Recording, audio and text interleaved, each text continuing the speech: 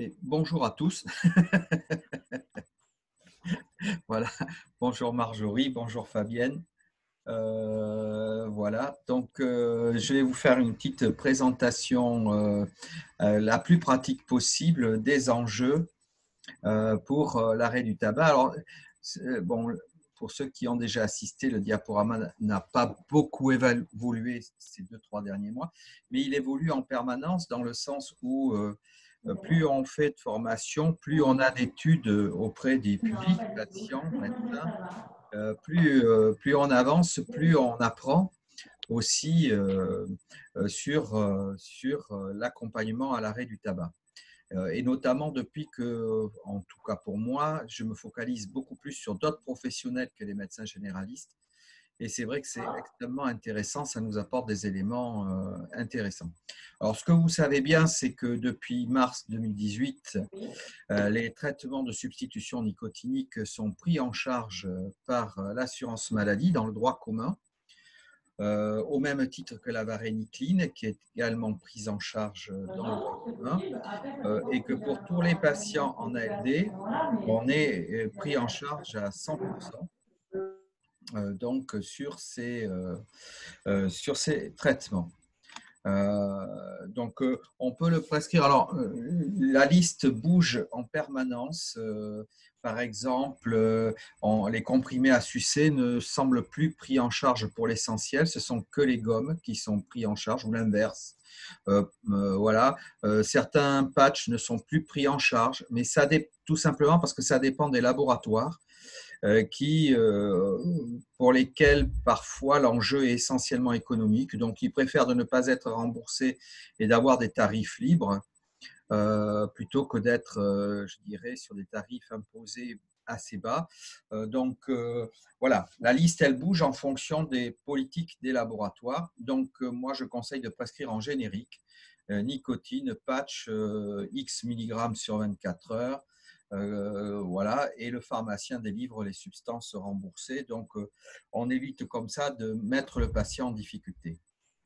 Alors, la cible principale du traitement, vous savez que l'addiction, elle peut être diagnostiquée selon 11 critères du DSM-5, c'est-à-dire que plus le nombre de critères d'un trouble de l'usage est coché, plus le trouble de l'usage est sévère. Et donc, plus on est dans quelque chose de dépendant. C'est-à-dire qu'on a un diagnostic qui est dimensionnel et non plus catégoriel. Avant, vous étiez soit un usager qui était éventuellement abuseur, soit dépendant de votre consommation. Aujourd'hui, on est plus ou moins dépendant, c'est-à-dire on a un trouble d'usage plus ou moins sévère. On est passé dans un diagnostic qui est dimensionnel. C'est intéressant. Mais il ne demeure pas moins que le critère principal qui définit une addiction, c'est le craving, c'est-à-dire cette envie irrépressible de consommer un produit, de réaliser un comportement gratifiant, alors qu'on ne le veut pas à ce moment-là. Donc, c'est involontaire, c'est-à-dire qu'on va consommer du produit alors qu'on ne le veut pas. C'est plus fort que sa volonté. Et c'est ça le craving. Donc, quand on dit à quelqu'un qui présente un craving important que arrêter, c'est une question de volonté, on a tout faux. Hein. Je ne dis pas que la volonté n'a absolument aucune importance. Elle peut jouer, mais plus le craving est important, moins la volonté n'aura de prise sur le craving et la plupart du temps, n'en aura pas. On le voit bien avec les fumeurs qui ont du mal à arrêter. Donc, plus l'envie de fumer est forte, c'est-à-dire fréquente, intense et durable, plus elle est difficile à contrôler et plus le risque de refumer est important si on est avec quelqu'un qui est dans une phase d'arrêt de sa consommation. Donc, on voit bien que c'est bien beau de faire de l'entretien motivationnel. Moi, je suis formateur en entretien motivationnel. Je ne vais pas scier la branche sur laquelle je suis assis, mais malgré tout, je le fais un peu. J'ai prévu l'échelle. C'est-à-dire que faire de l'entretien motivationnel alors que les patients présentent du craving, c'est un peu être dans une impasse. C'est-à-dire ça va être très compliqué. Ça va être très compliqué. Donc, il faut d'abord traiter le craving pour ensuite accompagner le patient dans l'arrêt. Donc, nous, ce qu'on peut, en tant que soignant, lui proposer, c'est surtout de diminuer l'envie de fumer. Voilà. Donc, les points clés. Arrêter n'est pas une question de volonté, on l'a dit. L'addiction est une maladie chronique, au même titre que d'autres maladies. Voilà.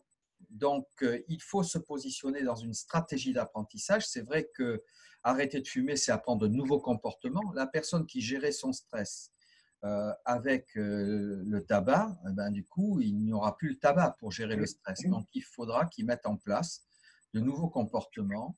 Il y a des contextes dans lesquels le fait de fumer était forcément associé. Il faudra du coup être dans les mêmes contextes sans la cigarette, etc., etc. Donc, on voit bien qu'il va y avoir un apprentissage de nouveaux comportements, de la même façon que l'on a appris à fumer. Fumer, ce n'est pas quelque chose qui est naturel. Donc, il a fallu un certain nombre de semaines, de mois, pour apprendre à fumer au début. Et les cibles du traitement sont claires. C'est le craving. Donc, ça suppose qu'il y ait une dose efficace de traitement, quel qu'il soit, et la prévention de la reprise du tabac, ce qui suppose une durée suffisante de traitement. C'est-à-dire, si on lâche le patient au milieu du gué, alors qu'il n'est pas encore stable au niveau de son envie de fumer, eh bien, il y a de gros risques qu'il reprenne le tabac. Donc, on a quand même des piliers extrêmement forts qui sont ainsi définis et qui ne sont pas compliqués. Alors, les addictions, finalement, comment on va les prendre en charge? Eh bien, on va avoir un objectif à court terme. Cet objectif, ce n'est pas l'arrêt du tabac définitif. Voilà, c'est une utopie. C'est atteindre l'objectif défini avec le patient, c'est-à-dire la réduction des risques ou l'arrêt du tabac.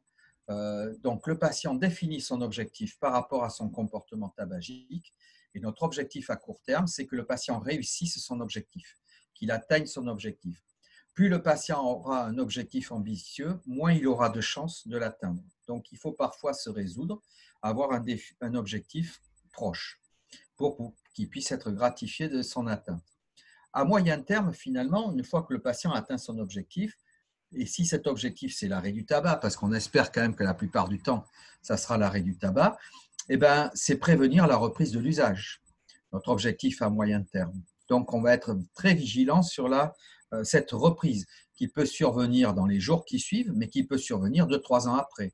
Et on voit bien que cette reprise pouvant survenir assez longtemps après l'arrêt, les seules personnes qui seront toujours présentes auprès du patient, ce ne sont pas les tabacologues, les addictologues, ce seront ses soignants habituels. Et l'objectif à long terme, c'est diminuer le nombre et la durée des reprises de l'usage, c'est-à-dire que notre objectif à long terme, ce serait faux de dire que c'est un arrêt définitif du tabac, parce que, je dis, bien sûr, c'est un idéal théorique, mais en pratique, l'objectif, c'est que dans sa vie, le fumeur ait des périodes les moins longues possibles et les moins nombreuses possibles d'usage du tabac. Voilà, que le nombre d'années de tabac dans la vie du fumeur soit le plus petit possible. C'est déjà majeur.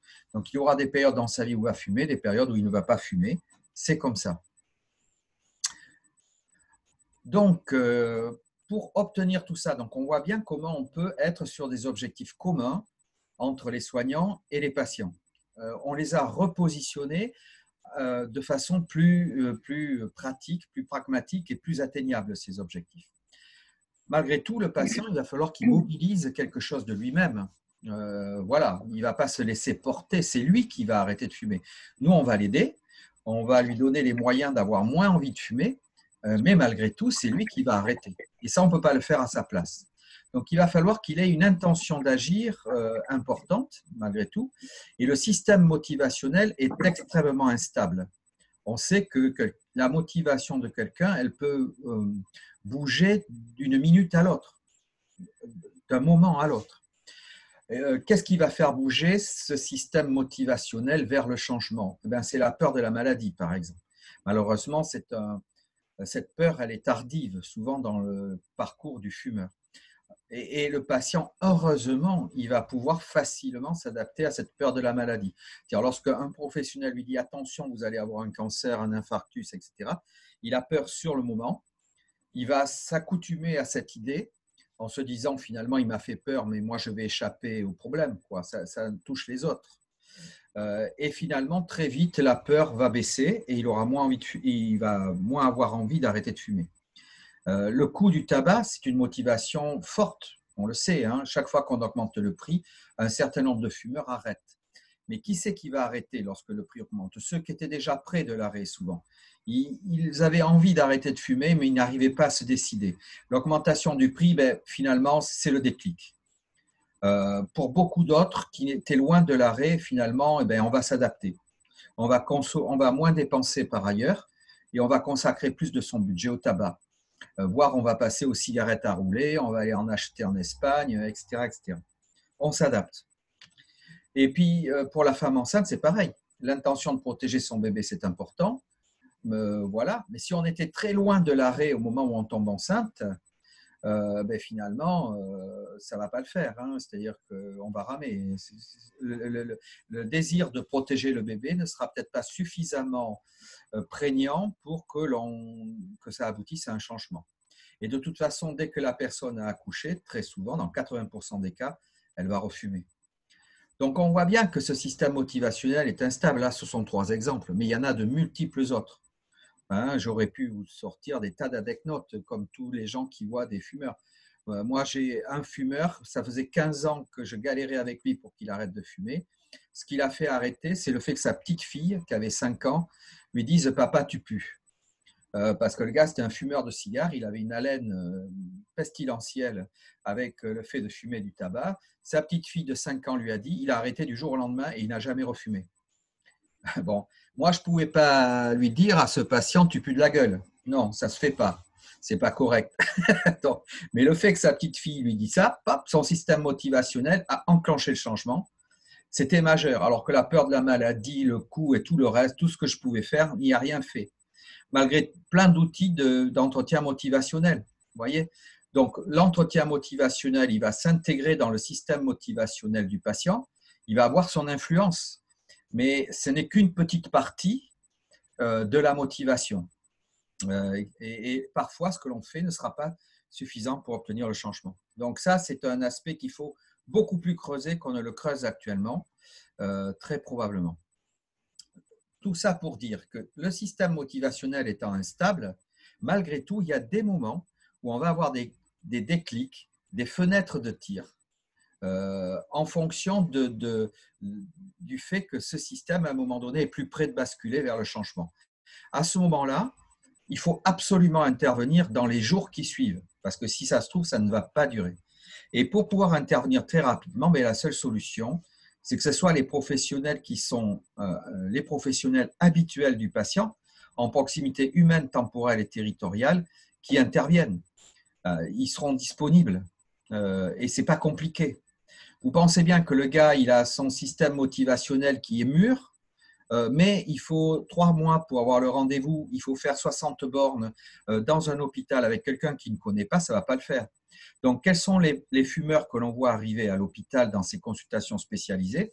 Ce sont des fumeurs généralement déjà malades du tabac, qui ont fait des maladies en lien avec le tabac, qui ont donc une motivation sans arrêt au taquet parce qu'ils ont la peur de la maladie. La maladie les confronte tous les jours à sa présence. Et donc, il y a un élément motivationnel quotidien auquel ils n'arrivent pas à s'habituer parce qu'il y a des conséquences. Et du coup, la motivation s'installe dans la durée. Mais c'est trop tard. Enfin, c'est en grande partie trop tard. C'est jamais trop tard d'arrêter de fumer, mais c'est dommage qu'ils arrêtent de fumer alors qu'ils sont déjà malades du tabac. Donc, c'est un dernier recours, quoi. C'est un pis-aller. Voilà. Donc, nous, notre objectif, finalement, à travers tout ce qu'on propose, c'est que les patients fumeurs arrêtent de fumer le plus tôt possible, quelque part, quand même. C'est notre objectif. Du coup, dans cette perspective d'arrêter le plus tôt possible, on conseille aux professionnels de faire le conseil à l'arrêt. Alors, le conseil à l'arrêt, finalement, c'est assez connu. Hein. Fumez-vous? Avez-vous envisagé d'arrêter? Et du coup, ça débouche sur un certain nombre de choses. Mais si on s'arrête là, ouais, c'est-à-dire, prenons celui qui est le mieux placé, c'est oui, il a envisagé d'arrêter et on se propose de l'aider. Mais on sait bien que cette posture-là, elle est présente dans 5 à 10% des cas. C'est-à-dire la plupart du temps que vous ferez un conseil à l'arrêt, vous aurez peu de patients qui enclencheront la démarche d'arrêter. Et s'ils enclenchent la démarche d'arrêter, il n'y en a qu'une petite partie qui le fera vraiment de façon durable. Donc, on a le sentiment que ça ne marche pas à l'échelon individuel. Ça marche à l'échelon collectif. 3 à 5% des gens à qui on a fait un conseil à l'arrêt vont arrêter dans l'année. Donc, ça ne sert pas à rien. Mais pour soi, en tant que soignant, on a l'impression que ça ne sert à rien. Parce que ce qui ressort, c'est que 95% de nos patients, ils n'arrêtent pas. Donc, le conseil à l'arrêt, il a une fonction, c'est de prendre date et non de prendre acte. C'est-à-dire, le patient, il va vous identifier comme quelqu'un qui pouvait l'aider, qui s'intéresse à ça, et ça permet de montrer que c'est important, le fait d'arrêter de fumer, pour vous, et donc important pour lui. Ça marque, disons que vous êtes une ressource importante. Mais nous, notre objectif aussi là-dessus, c'est que les gens ne s'arrêtent pas au conseil à l'arrêt, les soignants. Que suite au conseil à l'arrêt, ils proposent à la personne d'essayer un traitement pour diminuer l'envie de fumer, voir ce que ça fait, expérimenter. Donc, dans toutes les recommandations actuellement, et dans toutes les études qui sont en train de sortir, on teste ça, cette réduction contrôlée intermédiaire, essayer un traitement pour diminuer l'envie de fumer, pour arrêter de fumer. Et c'est ce qui est reconnu dans les recommandations internationales. À part la Haute Autorité de Santé en France, la recommandation est obsolète, et puis même quand elle est sortie, elle était déjà obsolète. Mais celle qu'il y a dans les autres pays, aux États-Unis ou au Royaume-Uni, vont en faveur de traiter avant de motiver, actuellement, quelque part. Enfin, tout ça se faisant en même temps, hein, on ne va pas caricaturer. Mais... Donc, la motivation. Comment motiver quelqu'un? La meilleure façon de motiver quelqu'un, c'est de développer l'alliance, finalement, avec cette personne. Qu'on soit dans un climat de confiance. Il faut absolument que le patient se sente en sécurité. Il est respecté, il n'est pas jugé. On le comprend. On comprend ses difficultés, son ambivalence. C'est pas, voilà, il n'est pas en faute de ne pas arrêter de fumer. On sait que c'est compliqué et on est là pour l'aider. On va lui donner des informations que généralement il n'a pas. Donc, il manque d'informations. Et donc, pour être dans cette ambiance de sécurité, dans un contexte aussi favorable, hein, c'est-à-dire il ne faut pas être dérangé 10 fois par le téléphone, être les yeux braqués sur son ordinateur, il faut être passé du temps, même limité, avec le patient et entièrement consacré à lui, au moment où on aborde cette question qui est importante. Et ensuite, vous avez tous les outils de communication habituels que les soignants savent utiliser, c'est-à-dire des questions ouvertes, qu'en pensez-vous, que pensez-vous pouvoir faire, quelles sont vos difficultés, etc. Ouvrir le champ. On va reformuler les points importants. Donc, si j'entends bien ce que vous me dites, vous aimez beaucoup fumer et vous aimeriez malgré tout arrêter, par exemple. Et puis, on est absolument sans jugement. Voilà, on est respectueux de ces décisions. Ensuite, on pourrait proposer des tas d'armes de l'entretien motivationnel pour amener le patient à changer. On n'a pas le temps de les voir, mais il faut déjà savoir que l'ambivalence est un phénomène normal.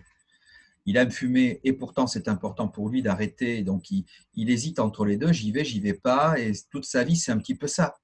Hein, d'autant plus que, comme on l'a dit, le système motivationnel est instable. Donc il y a eu des tas de moments dans sa vie où le fumeur était sur le point d'arrêter. Et finalement, il a fait marche arrière. Il n'a pas enclenché le changement. Parce que l'envie de fumer était trop importante. Et on voit bien que si on lui propose quelque chose pour diminuer l'envie de fumer, ça va lui évoquer ces périodes où il aurait aimé arrêter et où il n'a pas pu, où il ne s'est pas lancé. Donc, il va s'agir aussi d'épaissir ces valeurs divergentes du tabagisme. On en a plein. Et la dernière valeur que l'on met surtout en avant aujourd'hui, c'est l'écologie, notamment vis-à-vis des jeunes.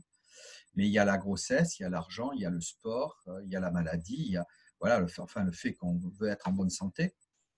Donc, il y a des tas de raisons et de valeurs qui sont divergentes du fait de fumer. Donc, on va pouvoir, comment on dit épaissir ces valeurs divergentes? C'est-à-dire simplement, c'est amener la personne à nous parler de ces valeurs. Voilà, c'est-à-dire qu'est-ce qui est important pour lui dans la vie. Et en nous évoquant ce qui est important pour lui dans la vie, et on le sait en général quand c'est notre patient habituel, c'est pour ça que les acteurs de premier recours sont prioritaires, parce que finalement, ils connaissent beaucoup de choses des valeurs de leurs patients déjà. Donc, c'est simple de les amener à discuter de ça. Et plus les gens parlent de leurs valeurs, plus c'est facile ensuite de confronter ça au fait de fumer.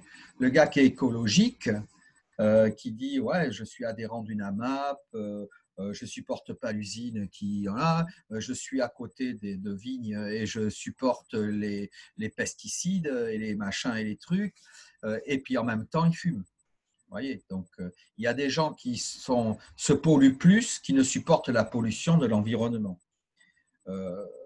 Voilà. Et donc le patient, en même temps, plus on le sent qui arrive vers, plus son système motivationnel est près du changement, plus il va évoquer à ce moment-là les craintes qu'il a vis-à-vis de l'arrêt. Il serait prêt. Finalement, là, il est mûr. Il veut changer. Qu'est-ce qui va s'opposer au fait qu'il change lorsqu'il est prêt? C'est la peur du changement. C'est-à-dire, j'ai peur du médicament. Il va avoir des inconvénients. Je ne vais pas avoir le temps. J'ai des tas de boulot, je ne peux pas venir toutes les semaines. J'ai déjà essayé, j'ai eu tels inconvénients. Donc, du coup, à ce moment-là, on va pouvoir évoquer à travers son expérience et à travers la nôtre, on va échanger pour essayer de voir si ces craintes sont réelles, certaines sont réelles, et si on peut finalement les accompagner pour les rendre moins importantes. Et puis, certaines difficultés sont des fantasmes, des représentations que l'on va pouvoir changer. Donc, c'est une ambiance. Vous voyez, il n'y a pas besoin d'être un psychothérapeute en entretien motivationnel. C'est tout soignant est en capacité de faire ça. Et puis, s'il y a un outil, moi, que je retiendrai parce que c'est celui auquel les soignants sont le plus habitués, c'est l'échelle numérique verbale. Et finalement, on peut l'utiliser essentiellement sur la confiance dans les chances d'y arriver. C'est-à-dire, ce patient, finalement, quelle est sa confiance dans les chances d'arrêter de fumer? Entre 0, pas confiance du tout, et 10, je suis sûr d'y arriver, où vous situeriez votre confiance dans les chances d'y arriver? Eh bien, il va le dire souvent à 4 ou 5. Et souvent, ce patient, l'importance d'arrêter, elle est à 8 ou 9. Mais la confiance, elle est à 4 ou 5. Et à ce moment-là, on le piège un peu en lui disant « Pourquoi 4 et pas 0 ?»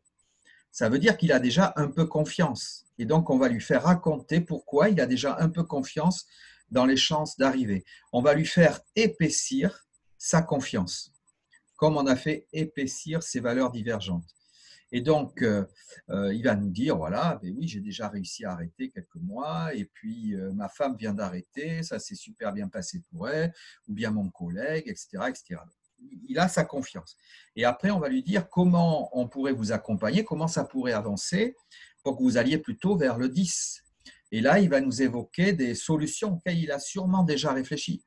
Il va vous dire, par exemple, ben, j'ai à côté de chez moi une magnétiseuse qui est spécialisée dans l'arrêt du tabac, ou bien j'ai entendu parler de l'hypnose. Enfin, il va nous évoquer ces pistes pour être aidé. Et nous, on va lui dire, oui, pourquoi pas, c'est bien. Si ces pistes nous paraissent pertinentes, on va les renforcer. Si elles nous paraissent moins pertinentes, on ne va pas les détruire. Mais on va peut-être lui donner de l'information sur d'autres pistes qui nous paraissent plus pertinentes et plus accessibles. Voilà, ça va permettre d'avancer et du coup, ça va renforcer son sentiment d'efficacité personnelle. Et du coup, finalement, ce qui semblait extrêmement compliqué à insérer dans ce qu'il avait prévu, finalement, va devenir accessible et faisable. Voilà. Alors là, on va rentrer plutôt dans la prescription elle-même, du moins des substituts nicotiniques. Mais finalement, ce n'est pas l'objet, mais sur la varénicline, on aurait aussi les mêmes perspectives. Finalement, il n'y a pas de grosse différence. Donc, qu'est-ce qui fait que les patchs ne vont pas entraîner de l'addiction? Parce que c'est une peur des patients. Je ne vais pas mettre de la nicotine alors que j'essaye de m'en défaire. Quand ils fument une cigarette, c'est parce qu'ils utilisent la voie inhalée, et on sait que la voie inhalée, c'est la voie qui va permettre l'absorption la plus rapide du principe actif. C'est la nicotine. Donc, alors que la voie percutanée à travers la peau est beaucoup plus lente, et on va avoir plutôt une courbe en plateau qui n'accroche pas. C'est le pic de nicotine qui rend dépendant. En plus, c'est ce pic qui fait qu'on a un effet gratifiant de la nicotine, qui nous apporte du bien-être. Donc, avec les patchs, il n'y a pas cet effet gratifiant. Ce n'est pas satisfaisant. Il n'est pas en manque, mais il n'a pas de plaisir. Enfin, il n'a pas d'effet bénéfique. Donc, il y a très peu de risques qu'ils soient dépendants au patch. On ne voit pas. Nos patients, ils ne sont pas dépendants au patch. Ils vont être dépendants, par contre, au forme orale. Parce que le fait d'avoir une absorption sublinguale, le pic est sûrement un peu moins rapide qu'avec la voie inhalée, mais il est quand même rapide. Donc, on a des gens qui sont dépendants aux gommes, aux comprimés à sucer, encore plus aux inhaleurs ou à la vape. Donc, les autres formes que le patch sont addictogènes. C'est pourquoi le traitement de fond de l'arrêt du tabac, ce sont les patchs. Ce sont les dispositifs transdermiques. Ce n'est sûrement pas les formes orales. Même pour des gens qui fument peu et qui sont peu dépendants, c'est toujours le patch qui est à privilégier. On voit parfois dans certaines recommandations l'usage de formes orales pour les petits fumeurs. À mon avis, c'est absolument contre-productif. Ça ne va pas aider. Ça va peut-être aider à arrêter le tabac dans un premier temps, mais c'est jamais aussi bien que des patchs. Voilà. Donc le patch, point. Et en si besoin par-dessus, on pourra utiliser les gommes. Donc il faudra une dose suffisante. Si vous substituez insuffisamment, on voit bien que le sujet qui avait plein de pics tous les jours à cause des cigarettes, si vous le mettez en plateau à une dose inférieure, il aura peut-être pas de manque, ça peut arriver, mais il aura sûrement encore envie de fumer. Donc notre repère pour savoir si on est à une dose suffisante, c'est si le patient n'a plus envie de fumer. Donc, je ne dis pas, dans une majorité de cas, il aura encore envie de fumer malgré une dose efficace. Mais beaucoup, beaucoup, beaucoup moins. Donc, il faudra quand même qu'il fournisse un effort, mais qui est sans comparaison. Mais il faudra qu'il ait une dose suffisante. C'est-à-dire que le patient qui sera bien dosé en nicotine, s'il fume une cigarette par-dessus le patch, d'une part, il n'en aura pas l'effet gratifiant de la cigarette, voire même il en aura les effets indésirables. C'est-à-dire il va monter sa nicotine trop haut et ça sera désagréable. Donc, alors que si vous êtes sous-dosé avec le patch, s'il fume une cigarette par-dessus, il aura encore un effet agréable de la cigarette. Donc, ce n'est pas bon. Ce n'est pas… Voilà. Et il aura moins envie de fumer, bien sûr, donc moins tendance à fumer. Voilà. L'idée de base, c'est qu'on va monter les doses de nicotine jusqu'à ce qu'il n'ait plus envie de fumer ou jusqu'à ce qu'il ait les effets indésirables de la nicotine, qui soit en surdosage. On monte tant qu'il a envie de fumer. Et la seule chose qui va nous arrêter, ce sont les inconvénients de la nicotine à un moment donné. L'idée, c'est que l'on va atteindre une dose suffisante pour qu'il n'ait plus envie de fumer avant d'atteindre les effets indésirables. Voilà. Et souvent, ça va être comme ça. En montant, il a de moins en moins envie de fumer et le petit effort qu'il va mettre par-dessus va suffire à régler les quelques moments où il a encore un peu envie. Voilà. Et on n'aura pas d'effet indésirable malgré ça. Donc, ensuite, vous verrez dans tous les articles, un peu partout, la place de la réduction contrôlée qui est en train de prendre beaucoup d'importance. Et on a 3 positions sur lesquelles ça me paraît intéressant de l'utiliser. Vous avez le patient qui est là, qui vient pour une autre raison, qui vient parce qu'il a une bronchite, une angine, parce qu'il a une consultation pré-anesthésique, pour X. Bon. Il aurait bien l'intention d'arrêter, il voit bien que c'est important pour lui, mais il n'est pas prêt. Donc, du coup, on va quand même lui proposer quelque chose. On ne va pas lui dire « Ah bon, vous n'êtes pas prêt, voilà ». Non, on va lui dire pourquoi ne pas expérimenter la réduction progressive. Alors moi, je ne le propose pas comme ça directement. Je dis, si vous voulez, moi j'ai la possibilité de vous donner un médicament pour que vous n'ayez plus envie de fumer ou beaucoup moins envie de fumer.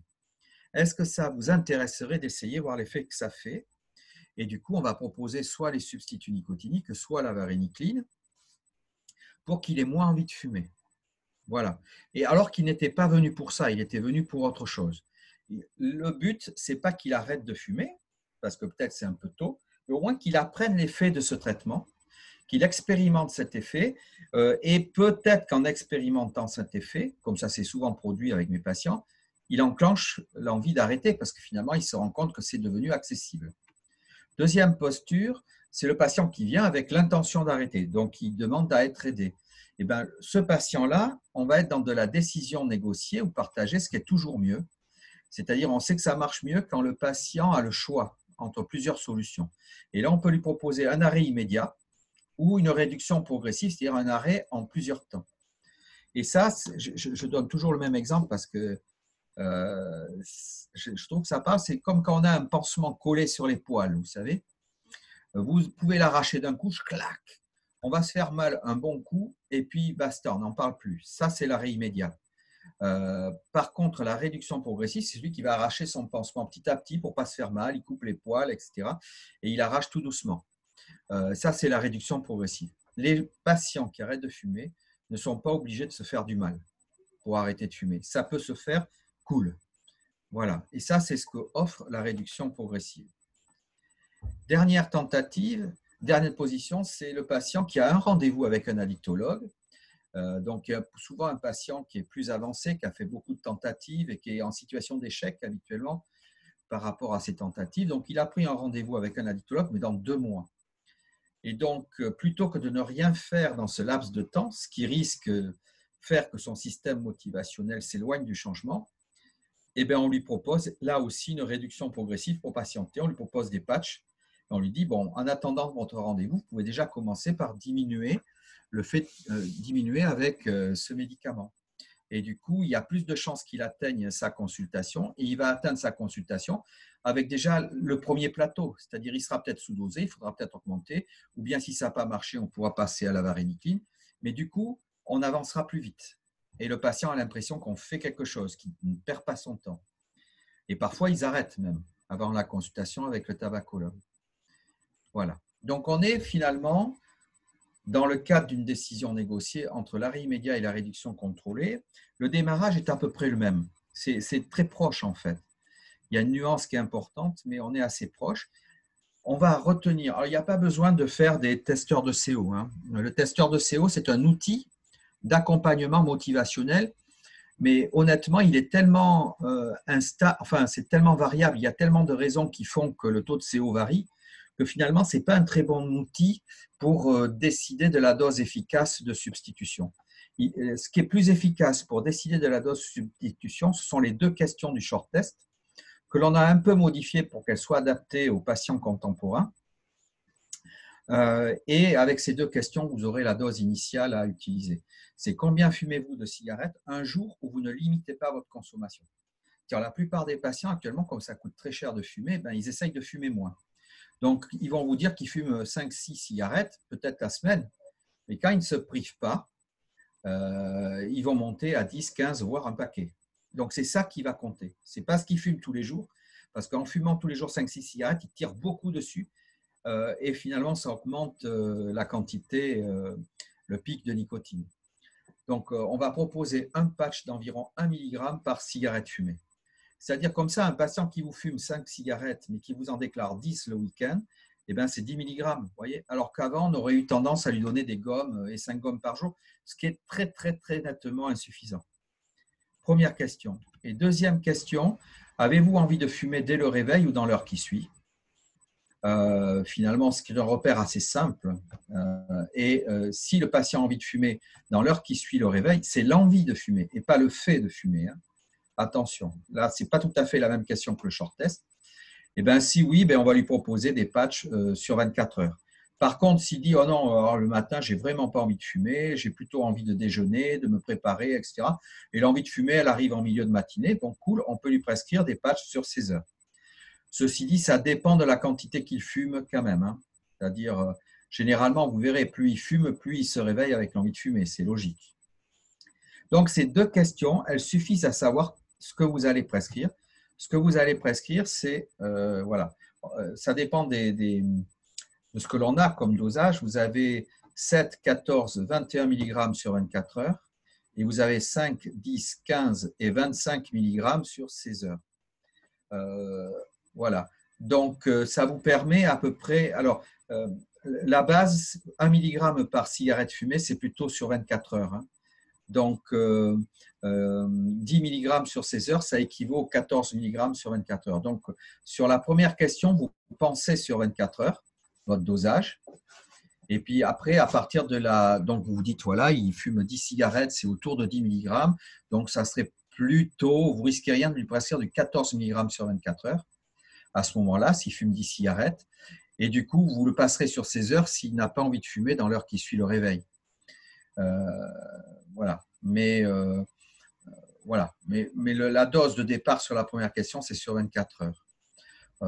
Et bien sûr, s'il fume plus d'un paquet par jour, eh bien, il faudra associer plusieurs patchs.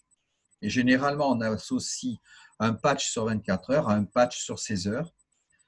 Et puis, si vous démarrez avec un patch à 21 mg sur 24 heures et que la dose était insuffisante, eh bien, il faudra ajouter un patch sur 16 heures après. Un élément important, c'est avec un patch de 21 mg sur 24 heures, il peut quand même avoir envie de fumer au réveil. Auquel cas, vous associerez encore un patch sur 24 heures. Mais certains vous disent que ce premier patch, ça leur permet de moins avoir envie de fumer le matin quand ils se lèvent. Donc, vous passez sur 16 heures. Dans la position arrêt immédiat, eh ben, vous allez associer au patch des formes orales à 2 ou 4 mg selon le besoin. Quand je mets jusqu'à 30 par jour, c'est la MM. Mais il est évident que s'il prend 30 gommes par jour, c'est qu'il est sous-dosé. Donc, il faudra augmenter les patchs. Moi, je considère qu'un patient était sous-dosé s'il utilisait entre 5 et 10 gommes ou comprimés à sucer par jour, c'est qu'il est sous-dosé.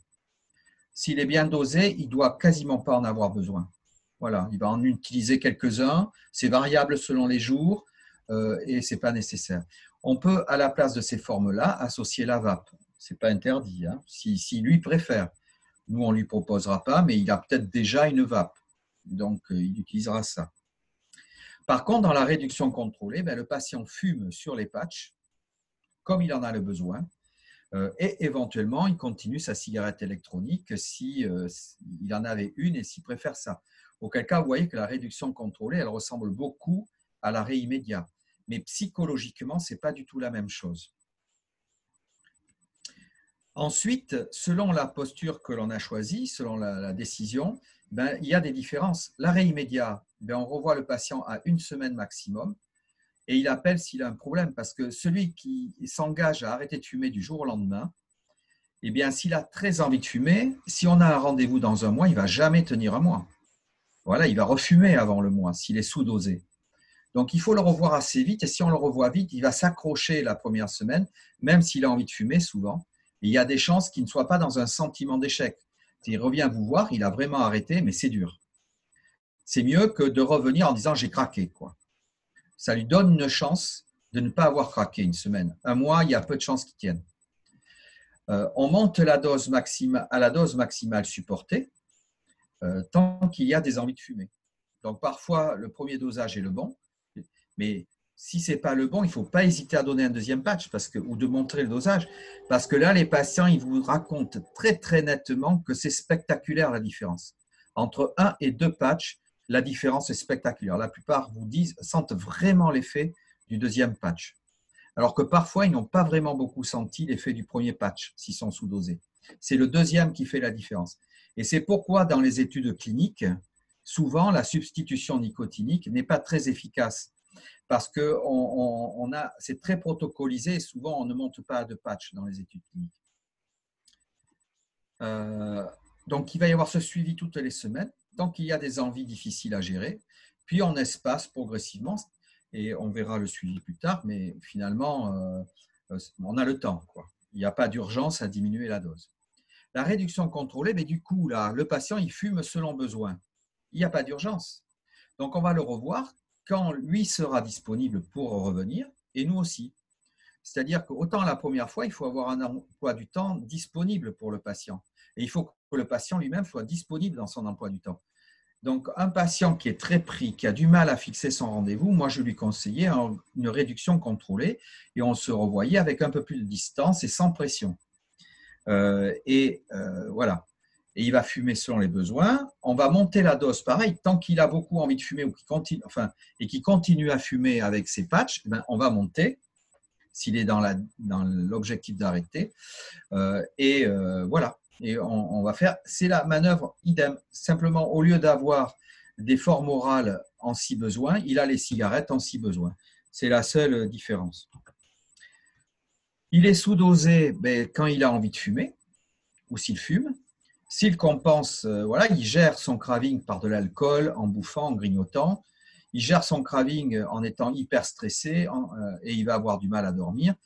Ce patient-là, bien sûr, il est sous-dosé. Et le surdosé, ben, c'est simple, on n'a même pas besoin de lui expliquer quels sont les symptômes, parce que ce sont ceux qui l'éprouvent quand il a trop fumé. Donc, moi, je leur posais la question, les jours où vous aviez beaucoup fumé, là, vous étiez sorti une soirée, vous avez fini votre paquet, est-ce que vous avez eu des inconvénients? Eh ben, certains sont assez sensibles et vous décrivent bien palpitations, nausées, céphalées, troubles du sommeil, nervosité, etc. Et à ce moment-là, effectivement, s'ils reproduisent les mêmes signes que quand ils avaient trop fumé, c'est un surdosage et il faudra retirer les patchs. Du moins pour voir. Et en retirant les patchs, quelques heures après, les symptômes s'amendent. Voilà. L'agenda du craving, c'est quelque chose que l'on produit, l'agenda de mes envies dans le projet LAST. Cet agenda, il permet aux patients de noter sur quelques jours, hein, il ne va pas le faire très longtemps, il permet de noter les moments où il a envie de fumer, l'intensité de cette envie de fumer et comment il les a gérés, quoi, en gros. Et après, quand il revient, ça permet d'avoir des éléments sur lesquels on va pouvoir discuter. Vous avez envie de fumer après chaque repas, ou du moins après le repas de midi, ou bien dans la pause de la matinée, de l'après-midi, ou bien en voiture en accompagnant vos enfants à l'école, etc., etc. Et du coup, comme ça se reproduit tous les jours, eh ben, on va essayer d'imaginer des solutions pour gérer cette envie de fumer, soit avec des gommes, soit avec d'autres techniques, hein, respiration, relaxation, activité physique, changer d'occupation, etc. Et c'est aux personnes de trouver leur propre solution. C'est toujours plus efficace. Et voilà. Et donc, ensuite, il y a quelques cas particuliers, c'est-à-dire les femmes enceintes, il est noté de préférer les patchs sur 16 heures. Le problème, c'est comme il y a une clairance de la nicotine qui est augmentée chez la femme enceinte, souvent il va falloir des doses plus élevées que pendant la grossesse qu'avant la grossesse. Et donc souvent, on va être amené à donner des doses sur 24 heures, voire des doses assez élevées chez la femme enceinte, avec, on le sait, un logo sur les traitements de substitution nicotinique qui semble contre-indiqué chez la femme enceinte alors qu'il n'y a aucun danger. Les cigarettes roulées, les cigares, normalement, c'est doubler la dose par rapport à des cigarettes manufacturées. Finalement, ce n'est pas très grave, on augmentera jusqu'à ce qu'il n'y ait plus l'envie de fumer, donc on ne va pas forcément s'adapter dès le départ. Surtout que pour les cigares, ça dépend si c'est un vrai fumeur de cigares qui a toujours fumé le cigare, auquel cas il crapote et il n'a pas forcément besoin d'une grosse substitution nicotinique. Là où il faut forcer, c'est si ce sont des fumeurs qui se sont mis au cigare après avoir fumé les cigarettes, notamment les fumeurs de cigarillos, qui ont l'impression qu'ils fument moins en fumant moins de cigarillos, alors qu'en fait, c'est encore plus nocif.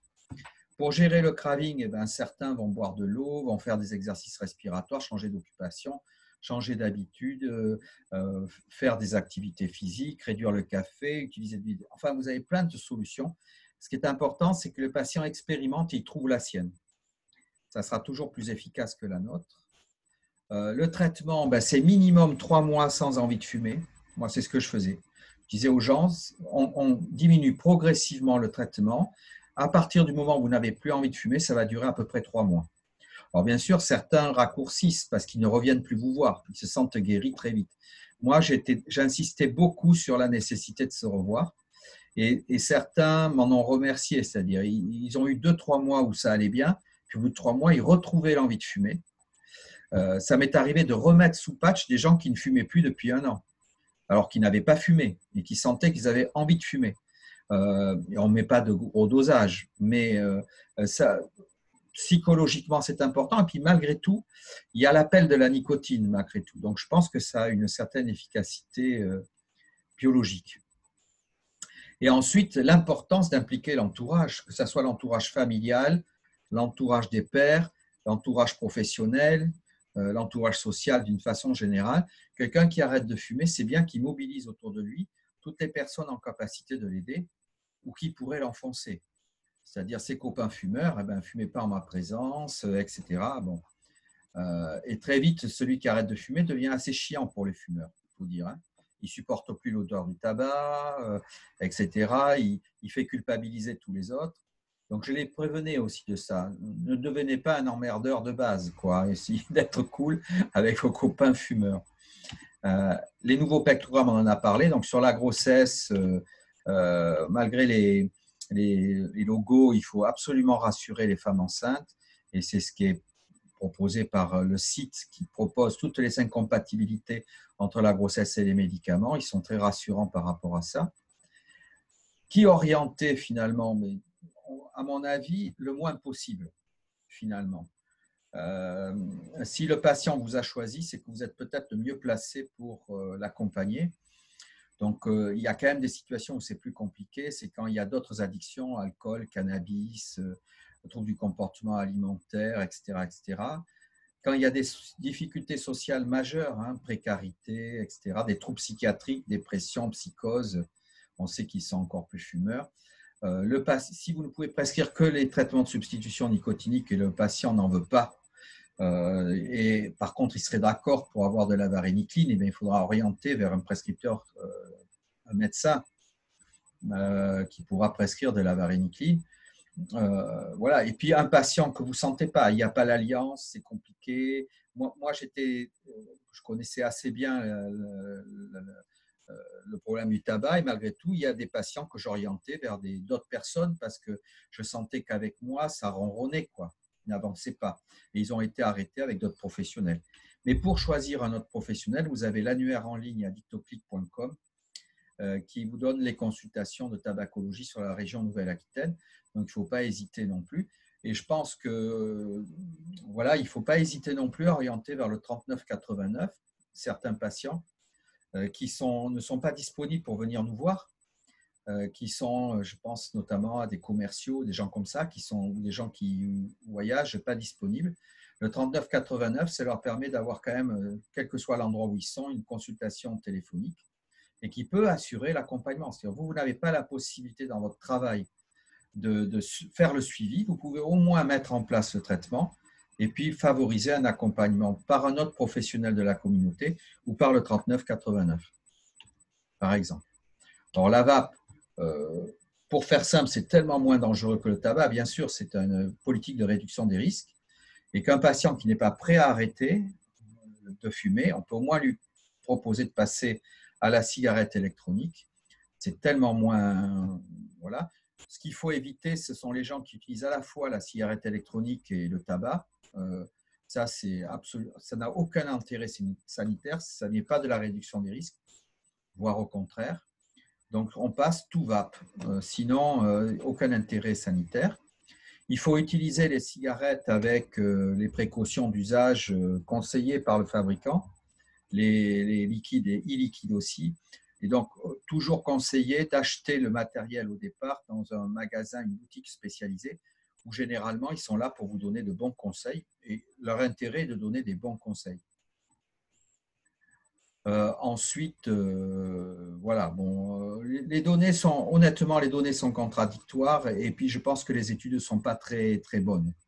Pour l'instant, on ne peut pas dire que tout ce qu'on sait, c'est que la cigarette électronique est le premier traitement utilisé par les fumeurs pour arrêter de fumer. C'est la première méthode et de loin, avant les substituts nicotiniques et la varénicline, aujourd'hui. Mais enfin, on pourrait dire aussi que la très large majorité des fumeurs arrêtent de fumer tout seuls. Voilà, donc il ne faut pas les en empêcher. Leur première tentative, on se met à leur place. Au départ, ils arrêtent tout seuls. Puis, au bout de 2-3 tentatives, ils n'arrivent plus à arrêter tout seuls parce qu'ils sont de plus en plus dépendants. Donc, ils vont utiliser des outils, la cigarette électronique, les patchs, etc., mais sans conseil. Et au bout d'un certain nombre de tentatives, eh ben, ça devient vraiment compliqué d'arrêter. Ils vont faire appel à d'autres personnes. Donc, voilà, il y a ce parcours, cette trajectoire de vie du fumeur qui fait que toutes les tentatives d'arrêt ne seront pas accompagnées, on le sait, c'est très bien. Mais il faudrait en accompagner beaucoup plus. Pour l'instant, on ne donne pas la cigarette électronique chez la femme enceinte, c'est contre-indiqué en France, donc je n'insisterai pas. Peut-être ça changera un jour, on ne sait pas. Et je laisse la parole à Audrey pour vous présenter le projet LAST. Tout Et on à fait. posera toutes les questions à la fin. Ben oui. Et merci à Marjorie et Fabienne d'être restées jusqu'à présent. Euh, alors, je vais chercher mon partage d'écran. Hop. Je sais plus. Alors, le coup à chaque fois.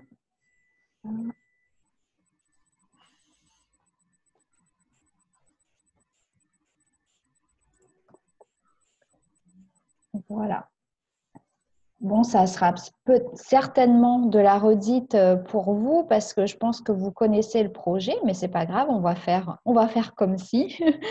Ça fait vraiment le lien avec ce que vient de vous présenter Philippe en mettant en avant le rôle des professionnels du premier recours dans l'aide à l'arrêt du tabac de leurs patients fumeurs. C'est aussi dans cette optique et beaucoup dans cette optique que l'on développe, que l'on met en place ce projet LAST qui signifie en fait lieu d'accompagnement à la santé sans tabac. Donc un lieu où le fumeur peut identifier son professionnel de santé pour l'aider à arrêter de fumer.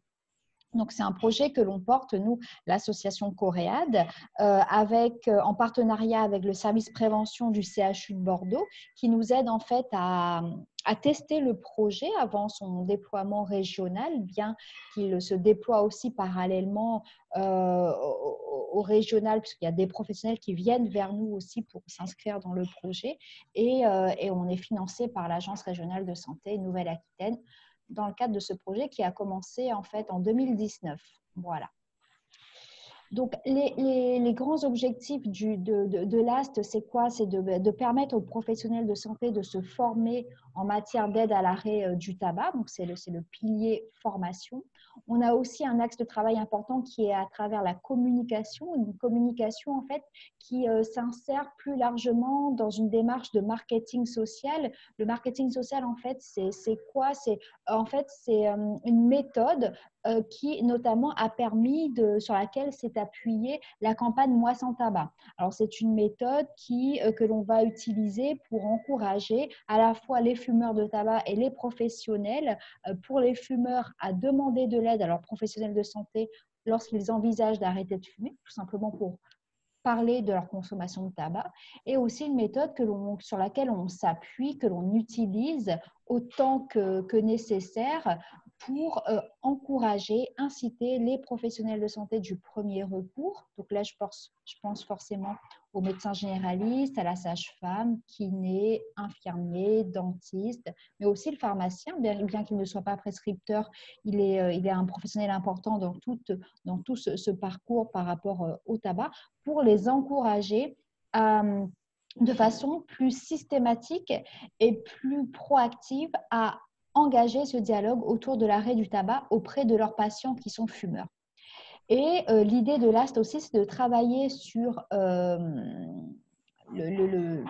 l'organisation sur les territoires dans cette communauté de professionnels de santé, comment on arrive à les mettre en lien, les faire travailler ensemble, comment on arrive aussi à faire en sorte que chacun ait les mêmes messages et les mêmes discours qui soient partagés et que le fumeur il puisse, auprès de chacun de ces professionnels qui gravitent autour de lui, là où il habite, avoir des aides qui peut-être ne sont pas les mêmes, mais en tout cas qui se complètent et qui vont dans le même sens. Donc, la formation, comme je l'ai dit, pour aider les professionnels à développer leurs compétences. Donc, ce que je vais vous présenter là, c'est ce qu'on a commencé à mettre en place dans le cadre du projet. Il fallait bien commencer par une base, mais bien entendu, c'est sujet à être amélioré, à être complété, à être aussi à être peut-être plus spécifique par rapport aux pratiques de chaque professionnel. Donc, on propose notamment des outils à la fois pour que le professionnel fasse connaître à ses patients fumeurs qu'il peut aussi les aider à arrêter de fumer, bien qu'ils ne soient pas venus peut-être pour parler de leur consommation de tabac, mais ça peut être aussi une opportunité d'évoquer cette question au cours de la consultation. Puis on a des mémos pédagogiques, des flyers, des agendas. Bon, je ne vais pas trop m'étendre parce que je pense que vous connaissez, et puis comme on n'est pas très nombreux, vous connaissez déjà ces outils. Et on propose aussi des temps de formation comme aujourd'hui, sur le site internet également à travers des tutoriels que l'on propose, etc. Donc voilà, autant les outils que la formation, il y a une base qui est pour l'instant transversale, qui est applicable par tous les professionnels que l'on propose, mais qui sera susceptible d'être complétée, voilà, pourquoi pas, des outils qui s'adressent plus particulièrement aux infirmiers, plus particulièrement aux médecins, aux pharmaciens, etc. C'est bien aussi l'idée du projet, hein, d'apporter une réponse peut-être plus personnalisée aussi en fonction des différentes professions. Alors, la communication, donc comme je vous l'ai dit, elle s'adresse autant aux professionnels de santé qu'aux fumeurs de tabac. Elle a aussi pour objectif d'aider le fumeur à identifier ses professionnels de santé habituels comme une aide pour arrêter de fumer. L'idée, c'est vraiment d'encourager les uns et les autres, d'encourager les professionnels de santé de façon plus systématique, de façon plus proactive, à questionner, à proposer de l'aide à leurs patients qui sont fumeurs de tabac. C'est pourquoi, en fait, ça fait un lien avec le premier objectif de formation. C'est pour ça aussi qu'on leur propose des outils, des formations pour qu'ils augmentent leurs compétences par rapport à l'arrêt du tabac. Et elle a aussi pour vocation à semer la graine dans l'esprit des fumeurs. Lorsque je peux aussi parler de ma consommation de tabac avec mon médecin, avec mon pharmacien qui est à côté, avec ma sage-femme, avec mon kiné, avec mon dentiste. Ce ne sont pas forcément des professionnels auxquels on pense pour arrêter de fumer, mais qui peuvent aider aussi à l'arrêt du tabac. Et donc d'amener cette rencontre à travers, sur le tabac, entre des fumeurs qui demandent davantage de l'aide à leurs professionnels de santé et des professionnels de santé qui s'impliquent davantage pour aider leurs propres patients qui sont fumeurs. Donc, c'est pourquoi vous voyez que tous nos supports de communication, toute notre trame reprend ce logo. En fait, l'idée, c'est d'aider le fumeur quand il voit ce logo, qu'il puisse se dire, dans ce lieu, je peux être aidé par rapport à ma consommation de tabac et donc dans l'encourager à plus facilement demander de l'aide. Et enfin, donc l'organisation, comme on a dit, donc l'organisation autour de la prévention, elle doit pouvoir réunir, rassembler l'ensemble des parties prenantes du côté des professionnels qui s'occupent du tabac. Il y a bien évidemment les professionnels du premier recours et c'est ce qu'on cherche vraiment à travers là, c'est de les impliquer prioritairement. Mais bien évidemment, il n'y a pas que ces professionnels, il y a aussi des professionnels en second recours, ce sont les spécialistes, addictologues, tabacologues, qu'il faut aussi pouvoir entraîner dans cette dynamique. Il y a aussi tous les dispositifs de coordination qui se mettent en place actuellement sur les territoires, les CLS, les CPTS, les maisons de santé, les PTA, etc. Donc, c'est de voir aussi comment on travaille avec ces dispositifs de coordination et comment on travaille aussi avec les filières métiers que sont les URPS, les ordres, je pense surtout à eux, mais peut-être qu'il y en a d'autres aussi, peut-être des associations de professionnels pour à la fois nous aider à travers nos objectifs de communication à entraîner tout ce monde dans la dynamique de l'arrêt du tabac, pour les amener à travailler ensemble sur des territoires parfois qui sont dotés différemment. Donc, comment on répond à toutes ces questions pour aussi faire en sorte que le tabagisme soit intégré dans une organisation qui favorise la prise en charge des fumeurs par le premier recours, qui facilite aussi l'orientation entre le premier recours et les spécialistes en second recours. L'idée aussi, c'est que si un fumeur peut être pris en charge par un professionnel en premier recours, qu'il n'aille pas emboliser les spécialistes, addictologues ou tabacologues en second recours qui ont aussi, notamment les centres spécialisés en addictologie, qui ont aussi des cas de fumeurs ou de patients complexes à gérer. Donc, l'idée aussi, c'est de créer une communauté pluriprofessionnelle. Lorsque, par exemple, le pharmacien reçoit une prescription d'une infirmière ou d'un dentiste ou d'un kiné, d'une prescription de substitut nicotinique, il ne soit pas étonné que ces professionnels puissent aussi prescrire ces traitements. Je le dis en fait, d'autant plus facilement parce que hier encore, dans un échange, dans un cours que j'avais, il y avait le pharmacien qui disait moi, je ne savais pas que, je ne sais plus qui citait, pouvait prescrire, ça nous bloque au niveau de nos logiciels métiers.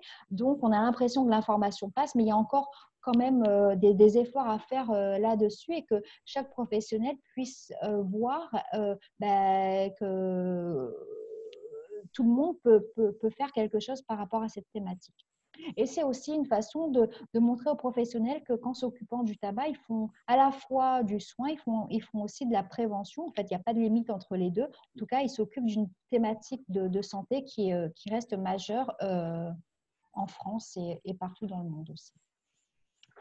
Donc, l'Ast Tabac pour qui? Donc, ça, vous l'aurez compris, on essaie de mettre tous nos efforts pour recruter des professionnels en premier recours, les pharmacies, il y a aussi les centres d'examen de santé, de l'assurance maladie, les services de santé scolaire aussi, les infirmières scolaires, les médecins scolaires, les maisons de santé, les cabinets médicaux, paramédicaux et aussi les services de santé au travail. L'idée, c'est vraiment que les fumeurs, ils aient le moins d'efforts à faire pour trouver de l'aide pour arrêter de fumer. Que s'ils peuvent en trouver sur leur lieu de travail, c'est plus facile que peut-être d'aller prendre un rendez-vous et se déplacer à 50 km de chez soi. Si les étudiants ou les collégiens peuvent trouver de l'aide auprès de l'infirmière scolaire qui pourrait les aider à arrêter de fumer, on lève les obstacles en fait à l'intention de passer à l'acte et de se lancer dans un programme d'arrêt. Donc là, c'est aussi ça, c'est aussi de faire en sorte qu'il y ait des aides en proximité des fumeurs. Donc la proximité, on parle souvent d'une proximité qui est temporelle, donc pouvoir accéder rapidement à une aide à travers un professionnel de santé. Elle est au géographique le plus proche possible de chez moi ou du lieu où je travaille. Elle est aussi humaine à travers des professionnels que je connais aussi par ailleurs. Donc, la communauté LAST, donc pour l'instant, donc le projet, il se déploie en parallèle. Alors, il y a des études qui sont faites sur des territoires pilotes où on éprouve, on expérimente le projet, on cherche à savoir comment mobiliser les professionnels du premier recours, qu'est-ce qu'on peut leur apporter comme outils, comme formation pour augmenter leurs compétences, comment aussi maintenir leur motivation, parce que l'idée, c'est qu'ils nous rejoignent, mais qu'ils puissent ensuite faire ça en routine.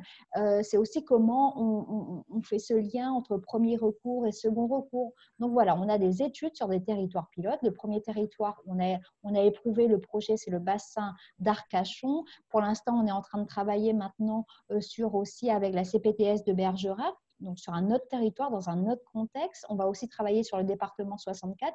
L'idée, c'est d'identifier à travers toutes ces études pilotes quels sont les éléments qu'on pourra retenir et qui vont nous permettre, n'importe où après en Nouvelle-Aquitaine, de déployer le projet, de se dire, ben voilà, ça c'est les éléments clés du projet et ensuite, bien sûr, il faudra adapter avec les spécificités de chaque territoire. Mais quels sont les éléments qui vont nous permettre de déployer le projet à grande échelle et que peu importe le territoire, en Nouvelle-Aquitaine ou voire même en dehors de la Nouvelle-Aquitaine, on sait que le projet va fonctionner.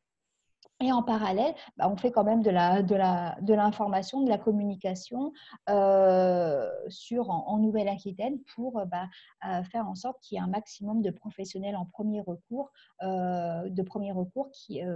qui s'insèrent dans cette dynamique et voilà. Pourquoi rejoindre l'AST? Donc ça reprend, c'est un petit peu une diapo en résumé de ce que je vous ai dit, parce que c'est une façon de se former, de s'outiller, de faire connaître aussi à ces patients qu'on peut aussi les aider, bien qu'ils ne nous identifient pas comme peut-être un professionnel susceptible de les aider par rapport à l'arrêt du tabac. C'est aussi de mettre en avant cette compétence et de faciliter leur demande d'aide et de les aider à trouver de l'aide en proximité. C'est une façon aussi de faire de la prévention parce que ça marche. Donc ça, c'est ce que nous montrent un petit peu les prémices de nos premières études sur les territoires pilotes. On voit que si les professionnels du premier recours s'impliquent, se mobilisent, il y a des résultats en termes de santé publique qui sont vraiment très intéressants. Et là, je précise quand même qu'on ne demande pas aux professionnels de devenir des spécialistes, mais vraiment en y allant étape par étape et puis en faisant un minimum en termes de masse, d'enjeux de santé publique, il y a des choses intéressantes. Et c'est aussi une façon de gagner du temps parce qu'on évite des pathologies qui sont évitables ou celles qui sont associées à la consommation de tabac. On gagne aussi en efficacité et l'idée aussi, c'est de se dire que je ne suis pas le seul à me préoccuper de cette question importante du tabagisme aujourd'hui, qu'il y a aussi d'autres professionnels et de créer comme ça une communauté en Nouvelle-Aquitaine d'un maximum de professionnels de premier recours, mais aussi de tous les professionnels de santé qui s'occupent de cette question et qui se préoccupent de cette question de l'arrêt du tabac. Donc voilà pour une petite présentation du projet LAST. Je vous invite, vous connaissez certainement déjà, mais d'aller sur le site internet, voilà, si ça fait longtemps que vous n'y êtes pas allé. Mais aussi, l'idée, c'est aussi d'en discuter autour de vous, si vous travaillez avec des professionnels du premier recours ou si voilà, vous avez un réseau de collègues qui pourraient être intéressés, c'est aussi de faire connaître. Parce que bien entendu, nous, on a nos relais, nos canaux de communication, mais la communication, elle va aussi passer par les professionnels qui vont en parler à un autre collègue, qui vont dire, voilà, c'est possible, tu peux faire ci, tu peux faire ça. Et c'est aussi par ce biais-là que d'autres de vos confrères, etc., vont aussi pouvoir s'impliquer plus facilement. Donc voilà pour la partie de présentation. Encore merci d'être resté. Je ne sais pas, je vais arrêter mon partage d'écran.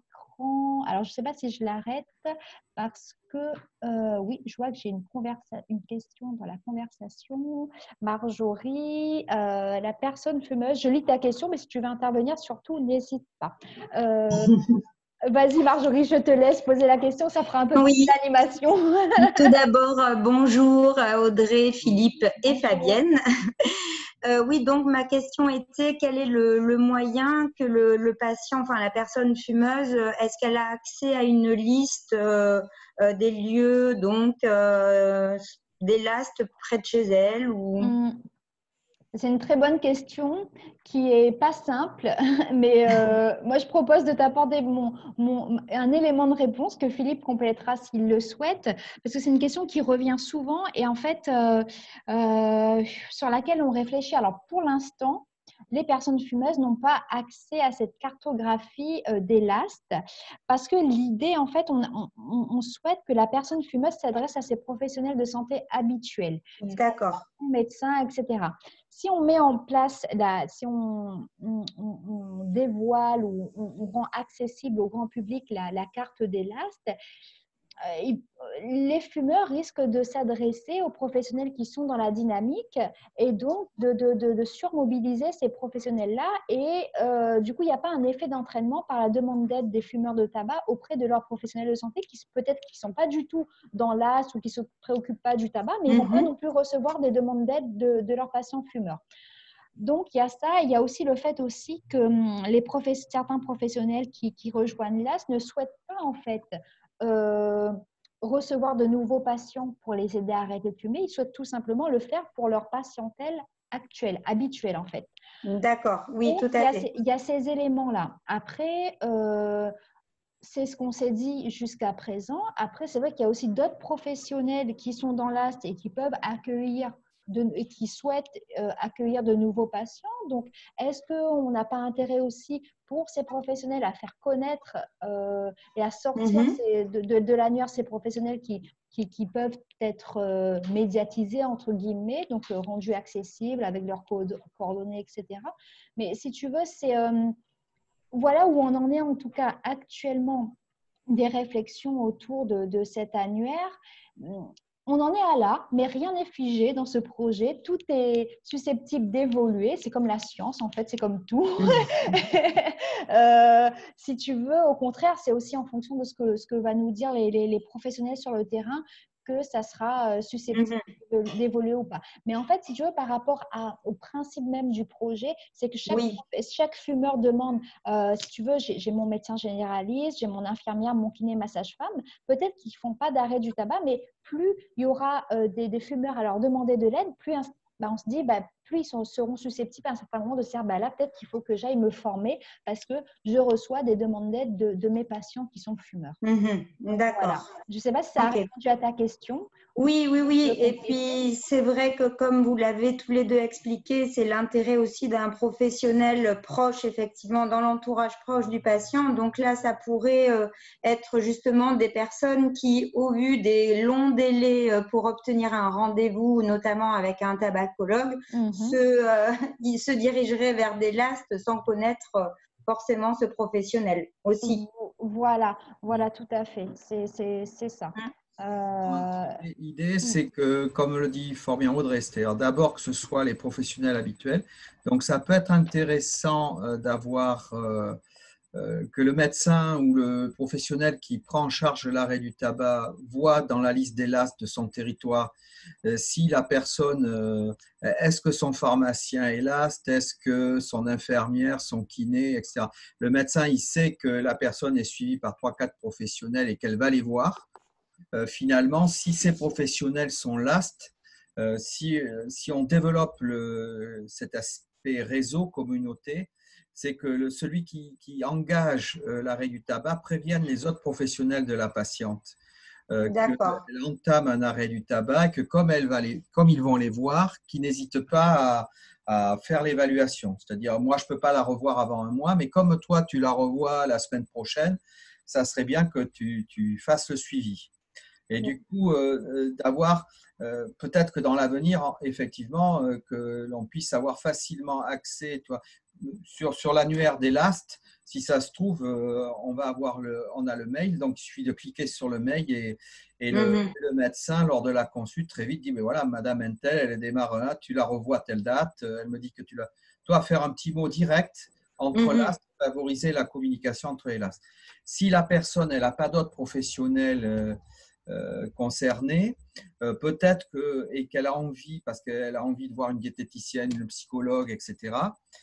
Généralement, ces professionnels vont vouloir voir d'autres patients que les leurs, parce qu'ils ne sont pas remboursés, etc. Et du coup, on peut avoir des LAST qui accueillent d'autres patients. D'accord. Orientés vers une diététicienne, un psychologue, pour faire ce type de suivi. Et ensuite, l'idée, c'est d'avoir des référents. L'idéal, quand même, ça serait que ces référents servent surtout, comme dans les autres spécialités, à faire une consultation d'expertise. C'est-à-dire, le patient, il continue à être suivi par les LAST, mais finalement, on peut avoir à un moment donné une consultation d'expert qui va prendre plus de temps et où finalement, on va recadrer un peu les choses. Oui, mais manifestement, elle est sous-dosée, ou manifestement, ça ne se passe pas bien avec tel médicament, on pourrait envisager ça. Et puis, voilà, recadrer un petit peu les choses. Et puis, le soutien aussi, il veut dire en soutien des professionnels. Et donc, de la téléexpertise, de la téléconsultation aussi par les spécialistes. Tu vois, essayer de favoriser ces outils-là, que les professionnels ne se sentent pas seuls, du moins les premières années. Après, à terme, on peut espérer que les professionnels courants aient intégré ça dans leur pratique de base. Tu vois, une sage-femme, par exemple, qui fait le suivi de la grossesse, elle n'a pas besoin d'avoir un intervenant extérieur, généralement, parce qu'elle a intégré ça dans sa pratique. Tout à fait. Intégrer la prise en charge du tabac dans sa pratique naturelle, on n'aurait pas besoin d'orienter vers un spécialiste, pour la plupart du temps. Ça devrait être ça, en fait. Je pense. Parce que qu'est-ce que va apporter de plus le spécialiste? C'est finalement qu'il voit beaucoup de patients concernés. Donc, il a une expertise, une expérience. Mais si nous-mêmes, on fait plusieurs accompagnements d'arrêt de tabac par semaine, tout à fait. Finalement, voilà, ça sera vraiment finalement, on fera appel à des psychiatres, à des nutritionnistes, voilà. Mais l'addictologue, finalement, pour le tabac, ou alors bien sûr s'il a d'autres addictions, mais… Et puis, c'est aussi pour ça que ça sera important aussi, je reviens sur la carte, les fumeurs, etc., qui est un nombre très important de LAST parce que ça signifierait aussi qu'un maximum de professionnels en premier recours s'est inséré dans le projet, donc que les fumeurs ont plus aussi de chances d'avoir du coup un de leurs professionnels, au moins un, j'ai envie de dire, quoi. C'est entre le médecin, le pharmacien, le kiné, sage-femme, je ne sais pas qui est-ce qu'on peut voir d'autres comme professionnels, qui en a au moins un qui sera un peu plus à même à l'aider à arrêter de fumer. Mais en fait, voilà, j'ai envie de dire, je ne sais pas, pour l'instant, c'est comme ça où on s'oriente de cette façon, mais après, on pourrait… Voilà, tout est aussi possible et imaginable. Là, en vous écoutant parler, je me suis dit, peut-être qu'en termes de communication, mais là, c'est vraiment une idée comme ça, en vrac, qu'on pourrait peut-être mettre sur la carte des LAST qu'on a actuellement, mettre plein de petits logos LAST et communiquer ça aux fumeurs sans pour autant mettre les coordonnées, etc. L'idée, c'est que quoi? C'est que les fumeurs voient qu'il y a un maximum de professionnels en Nouvelle-Aquitaine qui s'insèrent à, oui, les professionnels de santé du premier recours et que, voilà, qu'on les invite ensuite à demander à leurs professionnels, est-ce que vous êtes LAST? Est-ce que vous pouvez m'aider à arrêter de fumer? Après, là, c'est plus de la communication. Mais voilà. L'idée aussi, est-ce que… Ah, pardon. le patient, il doit pouvoir aller voir sur les sites internet, s'il veut, ce que son professionnel doit faire aussi. Parce que je pense que le principal élément de motivation pour les professionnels, c'est son patient. Et si les patients savent que les professionnels peuvent s'impliquer et que normalement, ce que proposent les professionnels, c'est tel ou tel type d'accompagnement et qu'ils voient que leurs professionnels ne le font pas, les professionnels peuvent aussi motiver les patients peuvent motiver leurs professionnels pour s'engager. Ah oui, mais normalement, j'ai vu que ça fait partie de vos missions ou un truc comme ça. Bon, un lui dit, bon, il s'assoit dessus, mais toi, il y a un effet un petit peu… Les autres professionnels le font, je suis un des derniers sur le coin à ne pas le faire, il faut que je m'engage, quoi. Je peux pas être… Enfin, moi, je vois à mon niveau, c'était pareil. Quand voilà, j'imagine que les médecins, là, avec l'épidémie de Covid, le médecin qui ne prend pas les précautions, il sait bien que ça va lui porter tort. Donc, ils mettent tous à prendre les précautions. Et les commerçants, c'est pareil, etc. Donc, il y a un effet de contagion. Et je pense qu'il faut qu'on dépasse un certain seuil pour qu'on ait cet effet de contagion. Oui. Et que finalement, les premiers engagés vont en avoir un retour favorable de leurs patients. Ouais. Après, ce qui est, parce qu'en termes de nombre, en fait, vu le nombre de professionnels en Nouvelle-Aquitaine, on a encore beaucoup de travail. Donc ça, avant que ça fasse effectivement ça fasse masse, etc.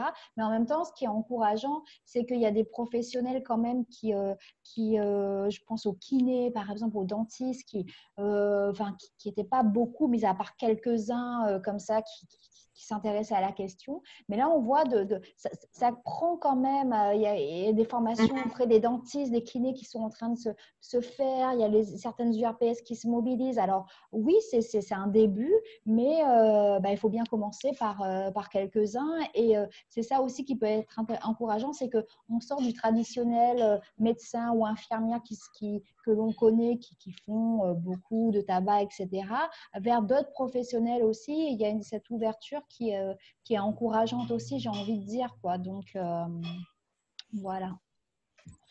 Je voulais aussi juste poser une dernière question. Oui.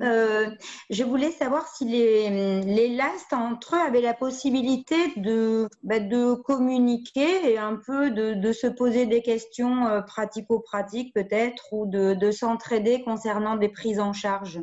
Oui, alors en fait, sur le site internet, si tu veux, tu as un espace Mon compte LAST, un espace qui est ouvert au LAST. Et dans cet espace-là, on a créé l'outil forum exactement pour répondre à cet objectif. Sauf que alors je ne vais pas dire que les professionnels ne l'utilisent pas, c'est peut-être à nous aussi de l'animer, etc. Mais il est très, très peu utilisé. Mais en fait, le forum, il a été pensé exactement pour ça. Si je suis dans l'AST, j'ai une question à poser sur la prise en charge, voilà, cigarette électronique et patch, j'en sais rien. Je pose ma question. À la fois, ça peut être nous, équipe projet, qui répondons, mais l'idée, c'est que peut-être s'il y a quelqu'un dans l'AST à la réponse ou qui est un forum, après c'est libre, qui est cet échange. Alors, pour l'instant, l'outil, en tout cas, il existe. Donc, il est tout là. C'est juste comment amener ceux qui sont dans l'AST à l'utiliser, comment le rendre aussi. Je pense qu'il est pour l'instant pas facilement accessible. Il faut aller sur Internet, etc. Donc, c'est l'inconvénient numéro 1 que je vois. Après, je me dis aussi, voilà, peut-être que ça sera à nous, équipe projet, de poser des questions, de commencer les premières animations pour que ça donne envie aux gens d'aller voir. Mais en tout cas, voilà, il y a ça. Après, il peut y avoir aussi d'autres choses qui sont possibles, mais en tout cas, le forum, il avait été pensé dans dans cette D'accord. optique-là. Ouais, voilà. Donc, il D'accord. y a des perspectives, il y en a, et du travail aussi. De Donc, même que l'idée, c'est de mettre en place des indicateurs quand même. On voit ça avec justement le SMIP, là, au CHU. L'idée, c'est de mettre en place des indicateurs qui nous permettent assez vite de faire un retour aux professionnels engagés sur Oui. l'impact de leurs actions. C'est-à-dire, on peut avoir des indicateurs simples, c'est-à-dire le nombre de prescriptions de varénicline, de substituts nicotiniques, etc. Mais on aura d'autres indicateurs plus puissants comme la proportion de fumeurs en Nouvelle-Aquitaine. Enfin, on aura les courbes nationales et les courbes de la Nouvelle-Aquitaine et on peut espérer que notre courbe elle, soit un petit peu meilleure si on est suffisamment nombreux. Donc, ça ne va pas bouger de suite, ça, il faut du temps. Mais du coup, les motiver, c'est-à-dire montrer que finalement, les acteurs de premier recours, ils peuvent bouger les choses. Et c'est logique, c'est-à-dire les acteurs de second retour, ils ne font pas bouger les indicateurs parce qu'ils prennent en charge un nombre trop limité. Bien sûr, oui. Qui sont les plus compliqués en plus, qui sont probablement les plus difficiles à faire bouger, alors que les acteurs de premier recours ont les patients les plus simples à faire bouger. Et si on les motive, je pense qu'on peut obtenir des résultats assez intéressants et relativement vite en quelques années. Et du coup, tu imagines si on est la première région de France à obtenir voilà, si on devient une des plus mauvaises à devenir une des meilleures, ça va faire la médiatisation de tous les journaux médicaux, paramédicaux, etc. Et je pense que ça a un effet. Voilà, il faut arriver à avoir suffisamment d'impact pour ajouter à cette dynamique. Et je pense que le fait d'être avec l'ISPED, le SSIP, etc., ça nous permet d'avoir accès à des indicateurs de santé publique plus facilement et du coup de mesurer si ce que l'on fait a un impact ou pas, quoi. Au niveau des patients, sûrement, pour ceux qui seront concernés, on aura un impact, ça, c'est pas un souci. Mais l'intérêt, c'est d'avoir un impact de santé publique, quoi. C'est ça, enfin, je veux dire, pour le professionnel, c'est pas le plus important, c'est un impact auprès de ses patients.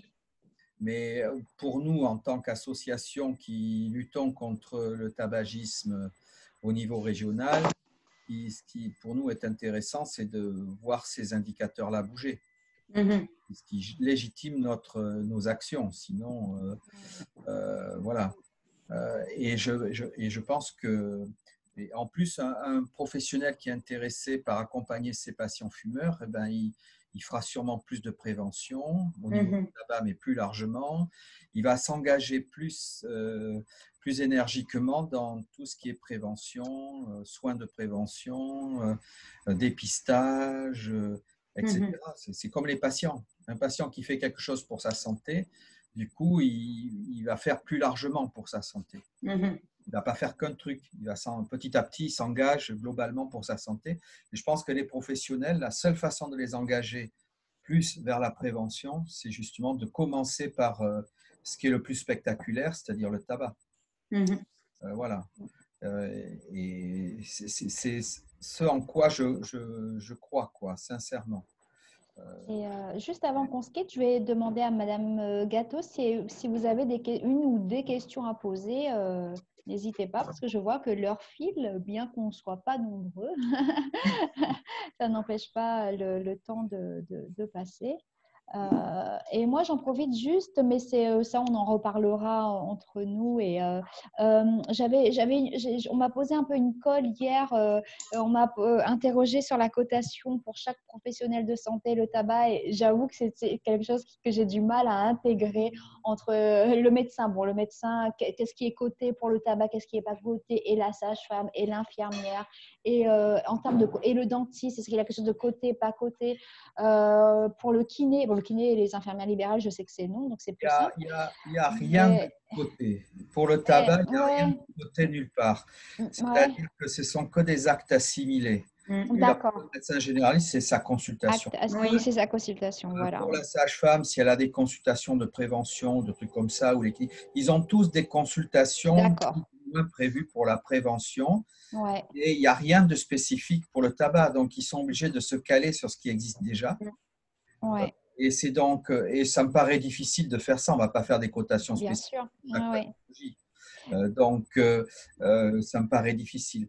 Mais ouais, vas-y, Philippe. Je pense que, par contre, pour chaque profession, il faudra probablement négocier des choses, hein, quand même, des petits forfaits, des forfaits. Tu vois, probablement, comme on a en médecine générale, tu as un forfait suivant si tu t'occupes de tes patients fumeurs, tu peux avoir une rémunération par forfait.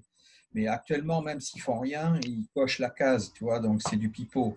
C'est pas du tout carré, quoi. Ouais. La différence, peut-être, c'est qu'un médecin, il peut effectivement faire passer ça sous une consultation lambda, classique, à contrario du kiné ou de l'infirmière libérale qui, bien qu'elle ait fait une consultation pour le tabac, ne pourra pas, ne pourra pas du tout avoir un acte de rémunération. C'est bien ça, on est bien d'accord. Oui. Voilà, ouais, parce que du coup, ils peuvent avoir des actes assimilés. Tu sais, dans la vraie vie, ça se passe comme ça. Hein, toi, les infirmières, par exemple, quand tu fais un sevrage alcool, on demande à une infirmière de passer matin et soir faire un score pour voir s'il y a un sevrage qui est problématique ou pas. C'est pas coté. Oui. On va le coter comme si elle y allait prendre l'attention, etc. D'accord. Et c'est remboursé. Enfin, oui, du coup, comme ça, l'assurance maladie rembourse parce que c'est comme si c'était une prise de tension. Après, bon, et c'est de briques et de broc, quoi. Oui, c'est ça, c'est du bricolage. Ouais. À mon avis, il faudrait vraiment un engagement, mais il s'engage déjà beaucoup, l'assurance maladie, l'ARS, tout ça. Oui, bien sûr. Oui. Mais c'est vrai qu'on aurait un forfait spécifique tabac pour les kinés, pour les infirmières, pour les trucs comme ça, c'est-à-dire qui s'additionnent aux soins habituels. Moi, je le verrais plutôt comme ça. Une infirmière, elle va souvent passer 2 fois par jour voir ses patients diabétiques, par exemple, ou autres. Ben, pour ces patients-là, s'ils sont fumeurs et si elle s'en occupe, eh ben, elle peut ajouter un forfait pour la prise en charge du tabac, qui sera un forfait annuel, l'année où le patient arrête de fumer. Ensuite, comment c'est contrôlable? Comment l'assurance maladie financer un truc qu'elle ne puisse pas contrôler, c'est contraint et forcé dans les négociations conventionnelles, quoi. C'est-à-dire qu'elle n'aime pas ça, c'est logique. Pouvoir contrôler, si tu veux. Donc, la seule façon de l'assurance maladie de contrôler, c'est la prescription de médicaments pour ça. Après, elle n'a pas d'autres moyens de contrôle. Et pour le chirurgien dentiste aussi, parce que imaginons, parce que ce matin on en parlait, qu'il ait une consultation de suivi pour le tabac avec un fumeur, il devra le faire passer pour un autre motif alors que pour le tabac. Moi, je verrais, toi, la Sécu en bourse, je ne sais pas. Moi, je verrais assez bien un forfait. Oui. Chaque fois qu'il prescrit un traitement de substitution ou de la varénicline, ils ont le droit. Chaque fois qu'il prescrit, qu'il initie un traitement, qu'il puisse ajouter un forfait aux soins habituels. C'est-à-dire un complément. Le seul repère que l'on aura, c'est ça. Et finalement, lorsqu'il a eu ce forfait sur une consultation de prescription, qu'il puisse avoir dans la foulée, s'il le souhaite, une consultation dédiée. Tu vois, par exemple. Ou plusieurs. Je ne sais pas. Enfin, c'est à eux de voir. Bien sûr, oui. Mais c'est vrai que c'est pour certains professionnels, c'est un frein. Moi, je pense aux infirmières libérales, surtout. Les kinés, j'ai l'impression que c'est moins. Mais pour les infirmières libérales. C'est pour ça que moi, j'aimerais que ça s'intègre dans le soin normal. Oui. Le soin normal. Bon, ça devrait faire partie des. Pourquoi être payé en plus pour ça, si tu veux. Donc, à partir du moment où ça fait partie de ses missions normales. Ensuite, je pense que malgré tout, pour le kiné, c'est pas naturel. Même pour l'infirmière, c'était pas prévu jusque-là. Donc, forcément, ça sera du temps en plus. Et en plus, ce sont des professions qui sont assez limitées. Enfin, je veux dire, limitées dans… en plus, on les a contingentés, quoi. L'infirmière ne peut pas faire… elle est limitée en nombre d'actes. Des professions, le médecin, il fait ce qu'il veut. Des professions qui sont très contingentées comme ça, où ils ne peuvent pas faire ce qu'ils veulent, s'ils consacrent plus de temps à un truc qui n'est pas rémunéré, c'est une baisse de chiffre d'affaires pour eux. Donc, je pense qu'il faut absolument que ça soit intégré. Si voilà. Dans la tête de l'assurance maladie, je pense que leur idée, c'était plutôt de permettre à ces professions-là de prescrire lorsqu'elles sont salariées, quelque part. Un kiné à l'hôpital qui fait de la kiné respiratoire, tu vois, ou un truc comme ça, les infirmières azalées, les infirmières salariées puissent prescrire, les infirmières du travail, les infirmières scolaires. Dans l'idée, c'était ça au départ. Je ne suis pas sûr qu'ils aient prévu pour le libéral, parce qu'en libéral, ils se disent le patient, il a son médecin traitant, quoi. En gros. Ah oui, oui. Le médecin traitant, il ne peut pas tout faire. Après, je vous enverrai un PowerPoint d'une infirmière tabacologue parisienne qui avait présenté au congrès de la SFT de 2019 quelque chose d'assez intéressant sur la prise en charge qu'elle effectuait avec le médecin généraliste référent du patient. C'était un peu comme un parcours ville-hôpital avec une consultation. Enfin, c'était assez intéressant. Je vous l'enverrai si vous voulez. Oui, parce que finalement, il y a la prescription de soins infirmiers avec les nouveaux… Voilà. Ils sont plus nouveaux. C'est pas celui qu'on avait eu, Philippe, sur… Est-ce que Marjorie, son nom de famille est asiatique? Je ne sais plus. Oui, c'est ça. Ah oui, ouais. C'est pas Sandra Nguyen, quelque chose oui, comme ça. Nguyen, oui, c'est ça, oui. Oui. Mais l'inconvénient, c'est que c'est pas quelque chose qui a été validé vraiment. Donc ça, non, elle présentait ça, voilà, mais ça paraissait tenir debout pourtant son histoire, mais je ne sais pas dans les faits. Ça tient debout. Je pense que ça tient debout tant qu'il y en a très peu qui le font. Il va y avoir beaucoup d'infirmières qui vont le faire, tu vois. Je crains que l'assurance maladie dise non, c'est pas prévu pour ça, quoi, ou etc. C'est à réfléchir. C'est vrai qu'on avait regardé, mais même qu'on avait demandé à l'assurance maladie, à l'assurance maladie, et on n'a pas eu de retour très net. D'accord. Bon. Ça remonte à Paris, que ça redescende. Je ne sais pas. Mais c'est vrai qu'il y a des pistes. Et ça me fait penser aussi, juste pour les infirmières, j'avais eu au téléphone une infirmière qui a fait la formation d'infirmière en pratique avancée, et elle me disait qu'elle avait un forfait avec la CPAM qui n'était pas normal.